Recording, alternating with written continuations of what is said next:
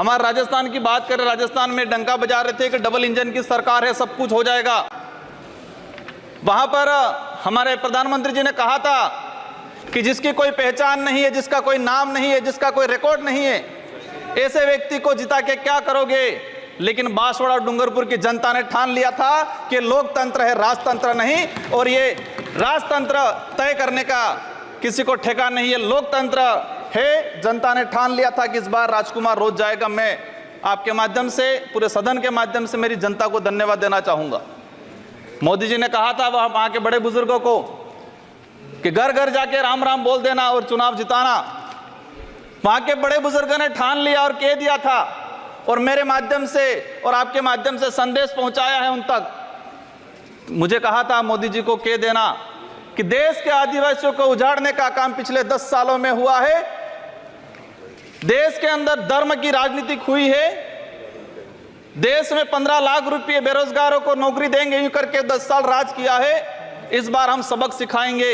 और उन्होंने मेरे माध्यम से मैसेज पहुंचाया है कि गुरु गोविंद की धरती है, मावजी महाराज की धरती है, संत सुरमाल महाराज की धरती है।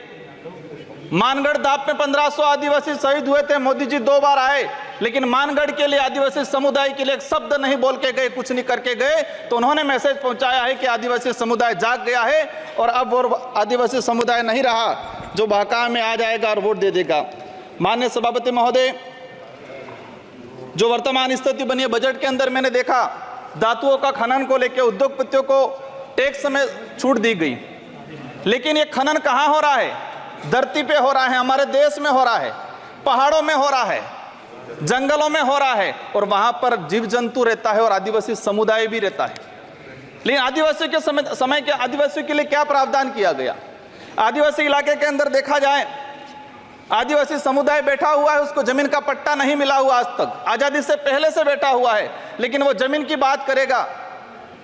सभापति महोदय, यहाँ पर सत्ता को लेके होड़ मची रहती है, सत्ता पाने को लेके बोला जाता है। मैं जो कहना चाह रहा हूं, हमें सत्ता नहीं चाहिए, हमें हमारा अस्तित्व बचाना है, हमारा स्वाभिमान बचाना है, हमारा जल जंगल जमीन बचाना है।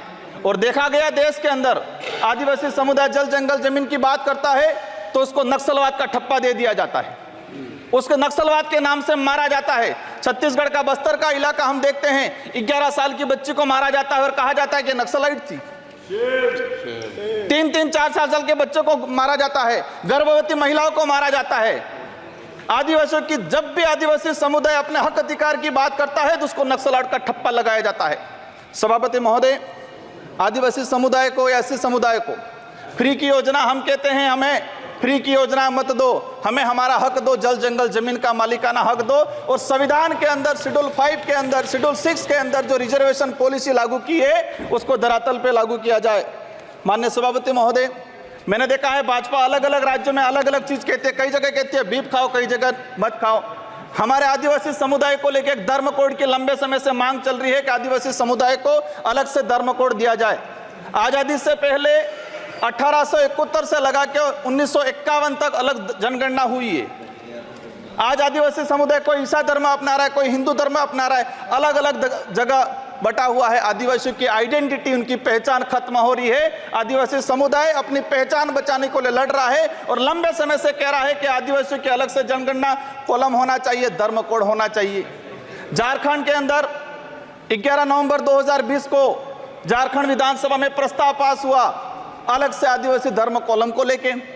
वहां विपक्ष में भाजपा थी और भाजपा ने समर्थन दिया और कहा कि आदिवासी समुदाय धर्म व्यवस्थाओं में, भले हिंदू हो ईसाई, उसमें नहीं आता है, आदिवासियों की अलग परंपराएं रीति रिवाज है, उनको धर्म कोड जारी किया जाए।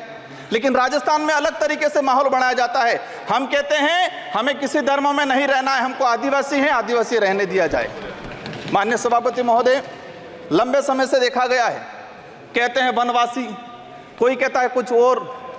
हम कहते हैं हमारी जो आइडेंटिटी है, हमारा जो देखा गया है कई बार कि जो व्यवस्था बनी है उस व्यवस्था के अंदर हम कई बार कहते हैं हमें कुछ मत दो एजुकेशन को लेकर। नई शिक्षा नीति, मुझे लग रहा है अभी घंटी बजने वाली है, मैं 2 मिनट में मेरा समाप्त करूंगा। नई शिक्षा नीति के तहत यह प्रावधान किया गया है कि 6 साल का बच्चा होगा इसके बाद उसको पहली क्लास में एडमिशन दिया जाएगा। माननीय सभापति महोदय, मैं कहना चाह रहा हूं, निजीकरण को बढ़ावा देने का तरीका है ताकि प्राइवेट संस्थाएं खत्म हो, सरकारी संस्थाएं खत्म हो, प्राइवेटकरण हो, ये कहा गया है। मैं अंत में एक ही चीज कहना चाहूंगा, मेरी लोग माननीय सदस्य प्रधान